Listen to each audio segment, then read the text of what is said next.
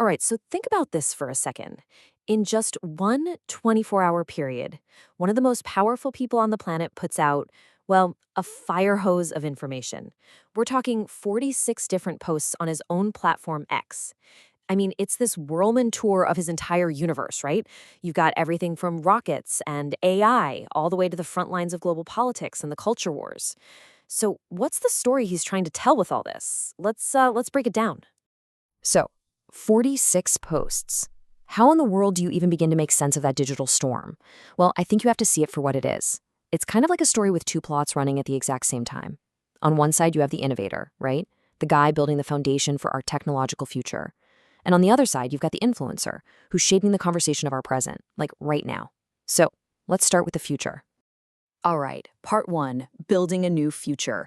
This is where we really see the engineer, the builder, at work. He's pushing the boundaries of what's even possible, both in the physical world and the digital one. And boy, did he kick things off with a huge announcement.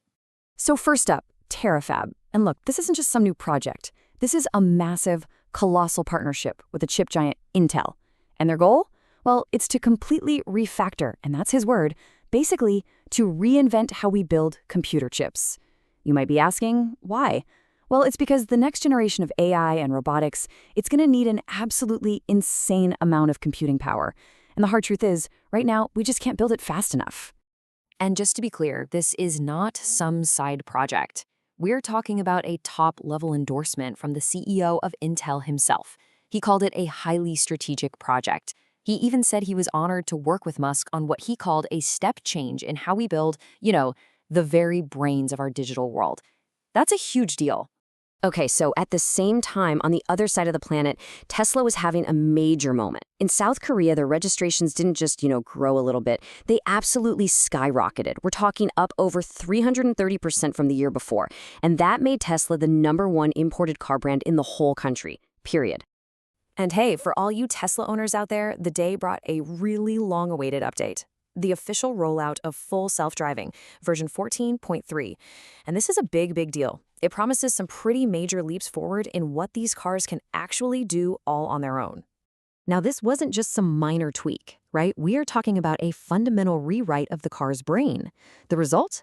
A 20% faster reaction time. So what that means is the car can now see and react to really complex situations, like an ambulance on the side of the road, or maybe a tree branch leaning out into its path.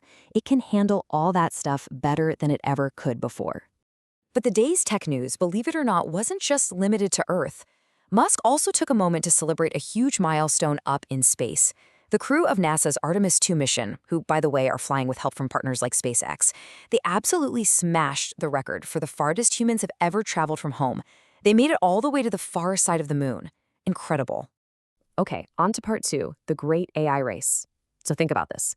While Musk is busy announcing the hardware for tomorrow's AI, he's also neck-deep in the incredibly cutthroat competition of today's AI race. And this, my friends, is where things start to get really, really interesting.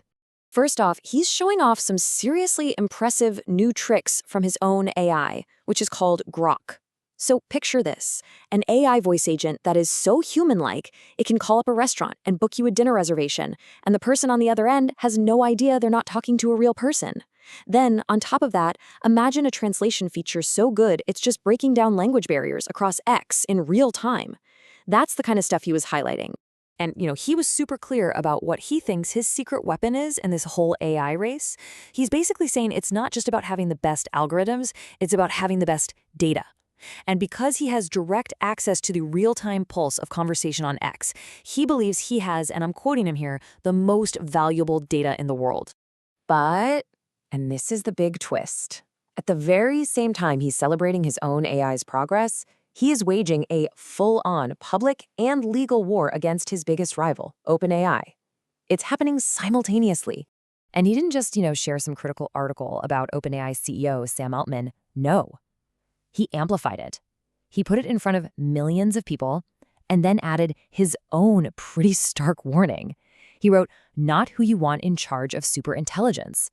I mean, that is a crystal clear shot across the bow in the middle of these AI wars. Which brings us to part three, shaping the public square. And this is where the day just takes a sharp turn. It's like Musk the innovator steps aside for a bit, and Musk, the influencer, grabs the mic and takes center stage. As the owner of what's essentially the world's digital town square, he just wades right into a whole bunch of really sensitive political and cultural debates. Okay, so take this for example. A user posts a picture of a political chart, supposedly from an AP government textbook. And this chart puts Donald Trump and Adolf Hitler in almost the exact same ideological box. Musk's reaction? It was swift, it was blunt. He just wrote, "This is nuts." But, and this is really crucial, there's a key piece of context here that was added by X's own community fact checkers. They pointed out that the textbook wasn't actually presenting this chart as fact. It was supposed to be an exercise, designed to make students think critically and actually question the information that was put in front of them. And from there, man, he was just off to the races. He used his massive platform to amplify this whole series of hot-button issues. We're talking UK crime stats, a gamer getting banned from Twitch, the cultural impact of quote-unquote wokeness, a really controversial war hero prosecution. I mean, he weighed in on all of it. And a lot of the time, it was with just a single word, like wow or insane. And he definitely didn't shy away from posts about his own role in everything. He actually reposted a user who was arguing that his purchase of X was, and I'm quoting here, catastrophic for the left. And the reason, according to this user, was because they had lost control of the narrative. And this is just a perfect example of his power as an amplifier. He didn't need to write some long essay. All it took was one single powerful word. Yes. And with that, he endorsed that entire argument and broadcast it to the entire world. All right, next up, he posts a clip. It's of California's first partner, Jennifer Siebel Newsom. And in the clip, she's expressing her alarm that her own son is being influenced by online figures like Andrew Tate. She then says they're actually working on legislation to try and combat it.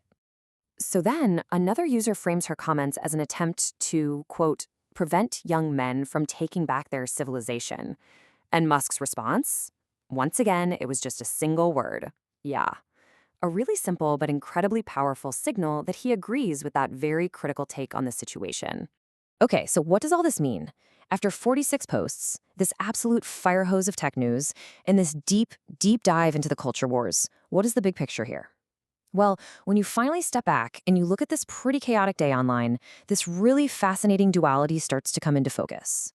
I mean, on one hand, you have the innovator, the guy who's striking deals and shipping products that could literally shape the future of humanity. And then, on the other hand, you have the influencer, who's using his completely unparalleled platform to steer the global conversation in real time. And that really brings us to the big question, doesn't it? We are literally watching, in real time, as one single person plays both of these roles simultaneously. So what happens when the architect of our future is also its most powerful commentator? What does it all mean when the builder is also the bard? And that's really the question this whole 24-hour snapshot leaves us thinking about.